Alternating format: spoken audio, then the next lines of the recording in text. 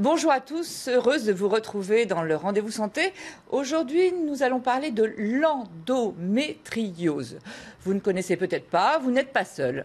En effet, cette maladie qui est pourtant très fréquente, qui touche une femme sur 10 en France, reste encore aujourd'hui très méconnue. Et nous allons justement essayer de comprendre avec nos invités pourquoi une maladie si fréquente est encore si peu connue, justement. Nos invités, le docteur Chrysoula Zakharopoulou, bienvenue. Vous êtes gynécologue, vous êtes chirurgien, vous êtes spécialisé dans l'endométriose.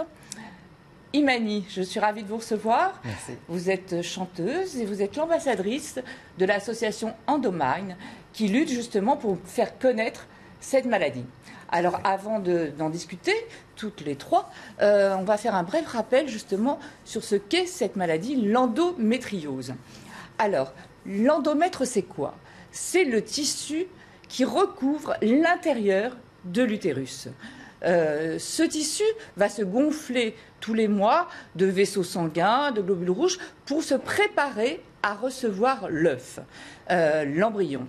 Quand il n'y a pas fécondation, quand il n'y a pas grossesse, tout ça va se désagréger, va couler, le sang va s'écouler par le vagin. Ce sont les règles. Donc tous les mois, sous une influence hormonale, les règles s'écoulent par la voie normale, le vagin. Sauf que dans cette maladie, eh bien, il se passe autre chose. Les tissus, les cellules de l'endomètre vont aller migrer ailleurs. Ce ailleurs peut être sur la vessie, sur les trompes, sur les ovaires, sur l'intestin, sur le rectum.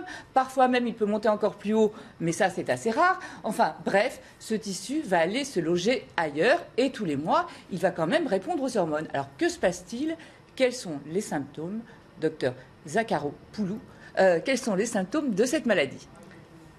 Alors, comme vous avez dit, ce tissu il migre ailleurs, il commence alors avec les années à donner des lésions.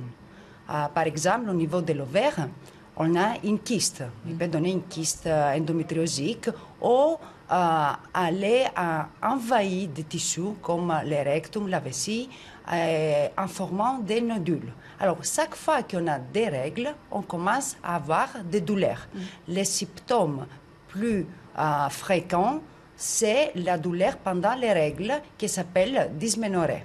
Oui, mais justement, c'est un petit peu le problème, et on va essayer de comprendre pourquoi cette maladie si fréquente et si peu connue.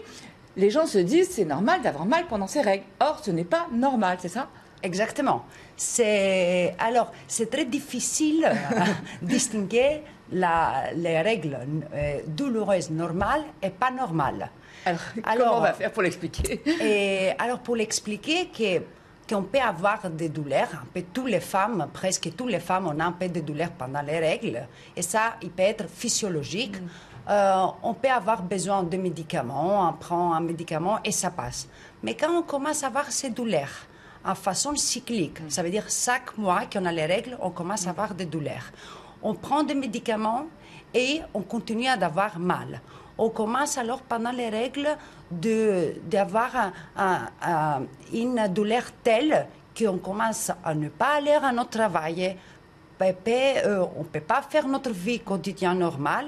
Alors dans ces cas, il faut c'est une alarme. Il faut qu'on dise il y a quelque chose qui ça passe. Le diagnostic posé, il se passe 7 ans. Ouais. C'est énorme, 7 ans. 7 ans, ça veut dire que parfois c'est 10 ans, puisque c'est une moyenne. Hein. Oui.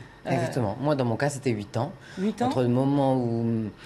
Donc jeune fille, des règles douloureuses. Très douloureuses, au point que ma mère m'amène chez mon généraliste. Donc c'est le circuit que je pense que beaucoup de femmes ont vécu. Donc c'est le space-fond au départ, et puis ça marche pas. Et puis finalement, on nous donne la pilule très très très jeune. Et puis finalement, on pense que ça se calme un peu, même si c'est pas évident, mais voilà, ça se calme un peu. Puis en fait, 8 ans plus tard... Mais pour vous, c'était normal d'avoir mal pendant ces règles, et pour votre maman aussi. Voilà, exactement. Sauf que comme j'ai quand même pas mal de sœurs, et comparé à mes sœurs, peut-être je souffrais un petit peu plus, à un moment donné, ça a peut-être alarmé ma mère, et elle s'est dit, bon, il y a peut-être autre chose. Peut-être que pour elle, elle s'est dit que ça avait un autre rapport que les règles. Mais ma mère, elle n'était pas du tout armée pour me dire, ah oui, c'est pas normal de souffrir pendant ces règles. Au contraire, elle me disait bien l'inverse. Donc, je me suis retrouvée, à un moment donné, j'ai arrêté la pilule, peut-être quand j'arrive à 20, 21 ans, parce que je suis très mauvaise à prendre des médicaments comme ça régulièrement. En revanche, la pilule, vous calmez vos douleurs? De mémoire, je pense que ça allait mieux. Mais ce que j'explique souvent, c'est qu'à un moment donné, on a mal tellement tout le temps, que d'abord, on se rappelle plus quand est-ce qu'on avait plus mal, moins mal. Enfin, c'était une espèce de gros brouillard.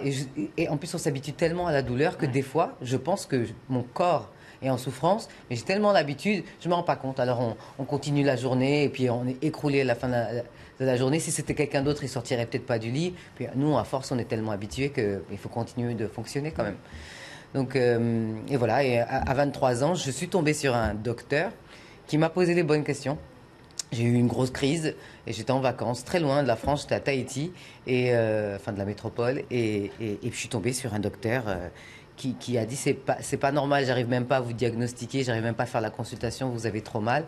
Et en posant les bonnes questions, il a fait un recoupement et je me suis fait opérer